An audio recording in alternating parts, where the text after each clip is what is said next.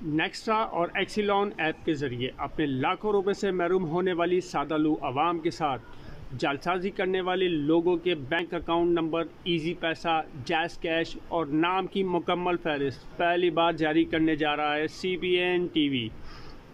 अगर आप हमारे चैनल पर नए हैं तो सबसे पहले चैनल को सब्सक्राइब करें और बेल आइकन का बटन दबाना ना भूलें, क्योंकि ऐसी मज़ीद वीडियो हम जारी करने जा रहे हैं। और जाली ऐप जो कि लोगों से फ्रॉड कर रही हैं और लोगों का लाखों रुपए लेकर भाग रही हैं, ऐसे लोगों को मंजर आम पर लाने के लिए CBN TV उठा रहा है एक कदम।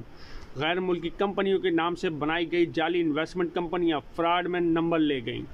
FIA साइबर क्राइम भी वाक़ई से बेखबर, जबकि YouTube पर नई कंपनियों ने अपने कदम जमाना शुरू कर दिए।